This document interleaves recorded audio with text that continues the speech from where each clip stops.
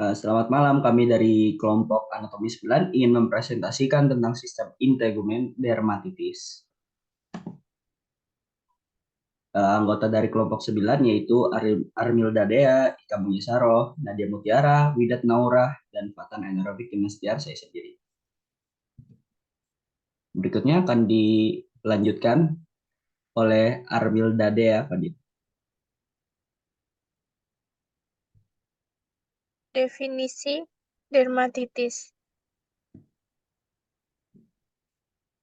Secara umum, dermatitis merupakan peradangan kulit atau epidermis dan dermis sebagai respon terhadap faktor eksogen dan atau faktor endogen, menimbulkan kelainan klinis berupa efloresensi polimorfik atau eritema, edema, papul, vesikel, skuama, limfikasi, dan gatal. Selanjutnya, mengenai etiologi atau penyebab. Biasanya ada banyak pertanyaan kan seperti apa sih penyebab bisa terjadi dermatitis itu? Kebanyakan orang awam yang tidak mengetahui tentang eh, klinis, masalah kesehatan gitu biasanya bakalan bertanya. Ada beberapa faktor biasanya yang menurut jurnal kedokteran Diponegoro yang ditulis oleh Daisha Vika Audina, Asi Budiastuti, dan Yel Aryoko Widodo. Dermatitis merupakan reaksi peradangan pada kulit akibat bahan yang kontak dengan kulit. Biasanya dermatitis yang secara umum ditemui adalah dermatitis kontak yang dapat ditemui pada pekerja salon yang umumnya timbul karena kontak dengan bahan penyebab ketika melakukan tugas seperti pewarnaan rambut, pelurusan, dan pengeritingan.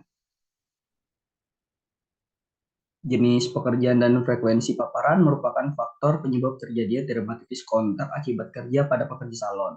Sedangkan pengguna alat pelindung diri bukan merupakan faktor penyebab terjadinya dermatitis kontak. Dan bahan penyebab dermatitis kontak akibat kerja ini dapat berupa bahan kimia, fisik, maupun biologi. Bekerja sebagai pekerja salon memberikan konsekuensi akan lebih sering kontak dengan bahan-bahan yang dapat menyebabkan dermatitis kontak. Proses kerja yang ada di salon meliputi penyucian rambut, potong rambut, pewarnaan, pelurusan, pengeritingan, dan lain sebagainya. Masing-masing proses kerja tersebut memungkinkan pekerja salon kontak dengan agen penyebab dermatitis kontak akibat kerja. Selanjutnya,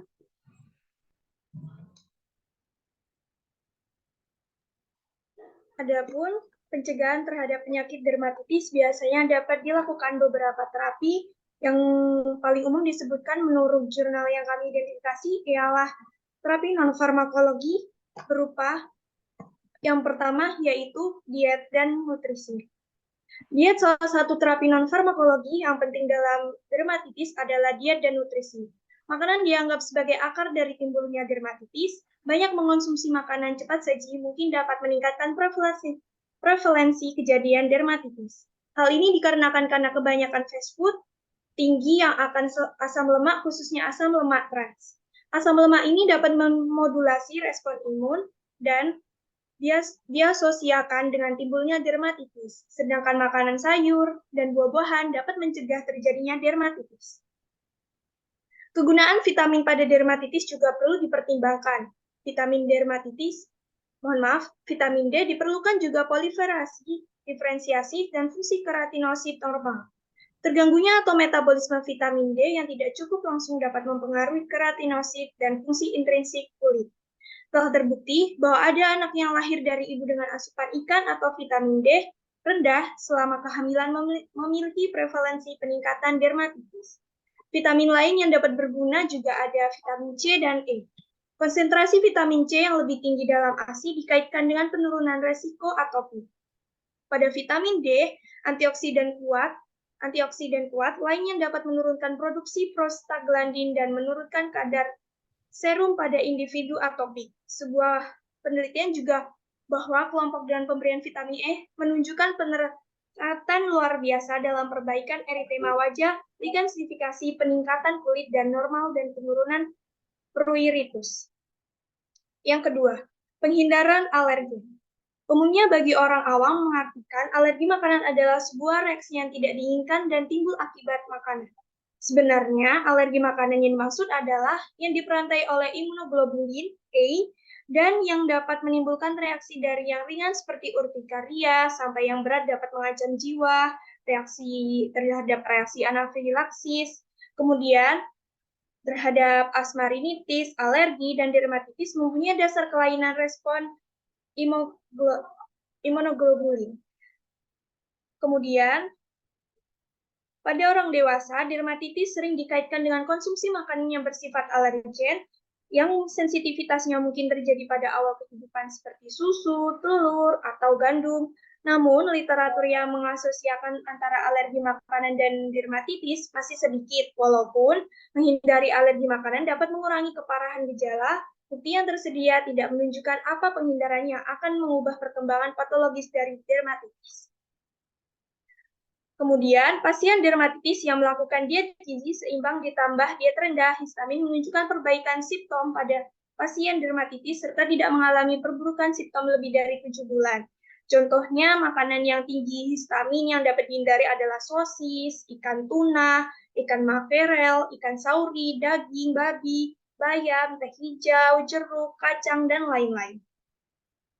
Kemudian, yang ketiga yaitu probiotik. Probiotik diartikan sebagai organisme hidup yang saat diberikan pada host dengan dosis yang adekuat akan memberikan keuntungan kesehatan. Mekanisme hubungan pemberian probiotik dan penurunan alergi belum jelas, namun hal ini dapat dihubungkan dengan kurangnya pajanan terhadap mikroba saat awal kehidupan. Dalam sebuah penelitian di Norwegia, perempuan diberikan suplemen probiotik selama 4 minggu terakhir kehamilan sampai 3 bulan setelah kelahiran. Hasil penelitian itu menunjukkan bahwa pemberian bakteri probiotik itu secara signifikan mengurangi kejadian dermatitis pada anak-anak. Namun hasilnya tidak signifikan pada anak-anak dengan keluarga yang memiliki riwayat dermatitis. Kemudian yang keempat yaitu bahan baju. Penderita dermatitis sebaiknya tidak memakai pakaian yang terlalu tebal, bahan bol, atau kasar karena dapat mengiritasi kulit tersebut. Sutra dihipotesis untuk membantu penyembuhan luka dengan meningkatkan sintesis kolagen dan mengurangi edema dan memiliki sifat antimikroba yang dapat memainkan peran tambahan. Sutra juga memiliki serat benang yang kuat, sangat halus, dan silinder. Sutra meminimalkan gesekan pada kulit dan memungkinkan kulit bernapas, serta menyerap keringat, juga eksudat serosa. Yang kelima yaitu iklim dan temperatur. Iklim dan sinar matahari radiasi ultraviolet dapat mempengaruhi aktivitas dermatitis. Suhu dan kelembapan lingkungan harus optimal yaitu sekitar 33–41 derajat Celcius dengan kelembapan 44–55%. Yang keenam adalah mandi. Mandi secara teratur dapat melembabkan kulit dan melepaskan krusta. Mandi berendam 1–2 kali sehari selama beberapa menit dalam air hangat. Jangan terlalu panas dengan pembersih kulit atau skin cleanser yang mengandung pelembab sangat bermanfaat.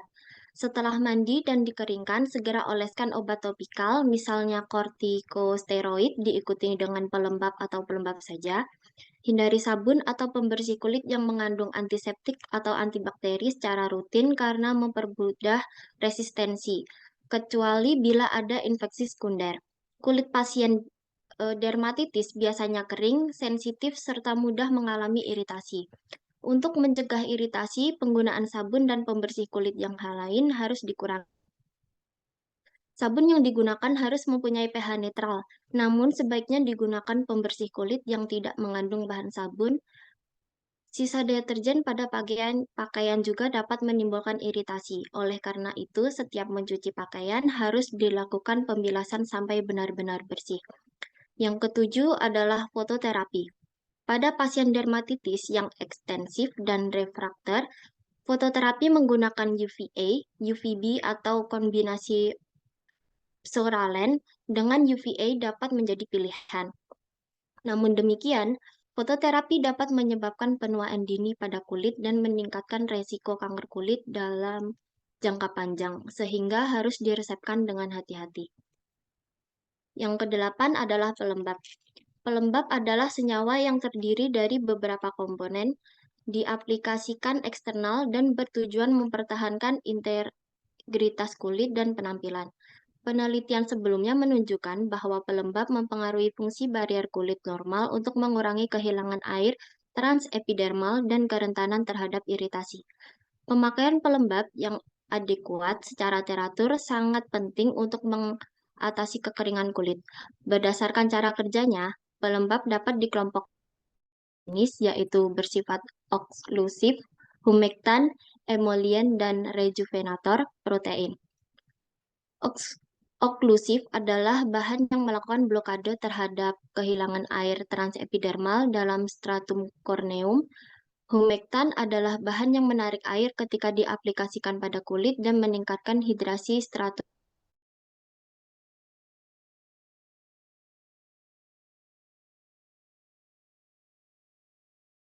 bawahnya. Protein rejuvenator dapat menyebabkan kulit menjadi lebih muda dengan mengisi protein esensial dalam kulit. Perbaikan sawar ini mencegah penetrasi bahan-bahan iritan, alergen, dan bakteri. Pilihan terhadap pelembab tersebut didasarkan pada keadaan kelainan kulit dan usia. Pelembab harus dioleskan segera setelah mandi minimal 2 kali sehari walaupun tidak ada keluhan dermatitis. Emolien bekerja maksimal 6 jam dan bentuk salep serta krim memberikan fungsi sawar lebih baik dari lotion. Salep yang oklusif sering kurang dapat ditoleransi karena mengganggu fungsi kelenjar keringat. Krim dan lotion dapat menyebabkan iritasi karena sering mengandung pengawet, pelarut, dan pewangi. Yang kesembilan adalah wet bulb therapy atau balut basah. Terapi balut basah dapat meningkatkan penetrasi transepidermal kortikosteroid topikal. Balut basah atau wet warp dressing dapat diberikan sebagai terapi tambahan untuk mengurangi gatal, terutama untuk lesi yang berat dan kronik atau yang refraktor terhadap pengobatan biasa. Balut basah juga dapat berfungsi sebagai pelindung efektif terhadap garukan sehingga mempercepat penyembuhan lesi. Bahan pembalut atau kasabalut dapat diberikan larutan kortikosteroid atau mengoleskan krim kortikosteroid pada lesi, kemudian dibalut basah dengan air hangat dan ditutup dengan lapisan atau baju kering di atasnya. Cara ini sebaiknya dilakukan secara intermiten dan dalam waktu tidak lebih dari 2-3 minggu. Balut basah dapat pula dilakukan dengan mengoleskan emolian saja di bawahnya sehingga memberi rasa dingin dan mengurangi gatal. Selain itu juga berfungsi sebagai pelindung efektif terhadap garukan sehingga mempercepat pertumbuhan. Mohon maaf, maksud saya mempercepat penyembuhan. Bila tidak disertai pelembab, balut basah dapat menambah kekeringan kulit dan menyebabkan fisura. Penggunaan balut basah yang berlebihan dapat menyebabkan maserasi sehingga memudahkan infeksi sekunder. Pembalutan basah lebih praktis dilakukan pada saat tidur. Yang ke-10 yaitu penanggulangan stres. Dermatitis adalah penyakit yang rawan kambuh karena dicetuskan oleh stres. Kekuatan stres tergantung pada persepsi individu, peringkat subjektif, dan sejauh mana peristiwa stres. Namun efek yang sebenarnya dari stres pada dermatitis kurang dipahami karena kurangnya metode untuk mengukur stres secara objektif. Stres dapat berinteraksi dengan jalur kekebalan tubuh dengan bekerja pada sistem syaraf pusat dan dengan demikian mempengaruhi sistem endokrin. Stres menyebabkan penurunan tingkat serum yang mempengaruhi respons sitokin TH1 sehingga memudahkan pergeseran ke profil sitokin TH2 dan memperburuk gejala dermatitis. Selain itu, stres menyebabkan pelepasan substansi P atau SP dari serat C. SP akan mengaktifkan keratinosit dan sel mast. Sel-sel yang aktif akan mensintesis dan mensekresikan lebih dari 50 molekul biologis aktif, termasuk sitokin, faktor pertumbuhan syaraf, dan histamin yang merupakan mediator inflamasi neurogenik. Sehingga dikatakan bahwa keparahan simptom DA mungkin berkolerasi dengan tingkat stres pasien. Yang ke-11 adalah edukasi. Edukasi merupakan Dasar dari suksesnya penelaksanaan DA yaitu perawatan kulit yang benar dan menghindari penyebab, edukasi pengetahuan tentang penyakit khususnya pada pasien muda dan orang tua, akan menyebabkan kepatuhan yang lebih tinggi serta stabilitas psikologis pendidikan. Pasien juga memberi kontribusi signifikan untuk meningkatkan kualitas hidup.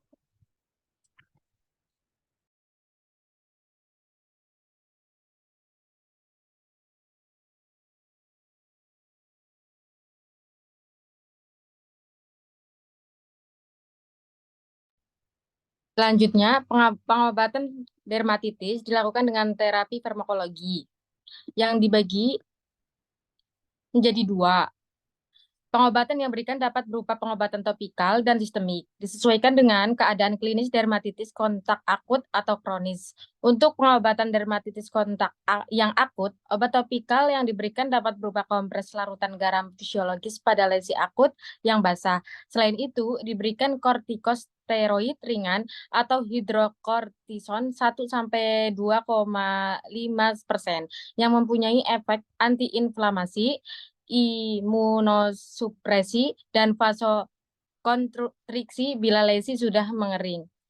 Yang kedua, pengobatan sistemik pada lesi dermatitis kontak yang akut dapat diberikan antihistamin, yaitu reseptor antagonis H1 merupakan obat pilihan pertama. Jika lesi berat dan luas, dapat diberikan kortikosteroid seperti prednison atau prednisolon dan antibiotika jika terjadi infeksi sekunder seperti amoxicillin atau erythromycin. Dan yang terakhir, pada pengobatan dermatitis kontak yang kronik, pengobatan topikalnya dapat diberikan kortikosteroid yang mempunyai efek lebih poten seperti krim desoksimetasone 0,025%, sedangkan untuk pengobatan sistemik dapat diberikan antihistamin. Yang terakhir, penting untuk diingat bahwa terapi farmakologi harus digunakan sesuai dengan rekomendasi dokter.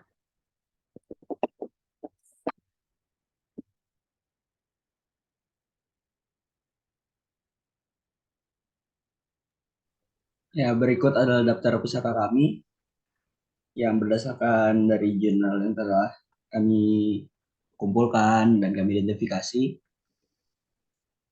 Dan ya mungkin sampai sini saja presentasi dari kami. Mohon maaf telah membuang waktunya. Terima kasih untuk mendengarkan. Ya, sampai jumpa di pertemuan selanjutnya. Assalamualaikum warahmatullahi wabarakatuh. Warahmatullahi wabarakatuh.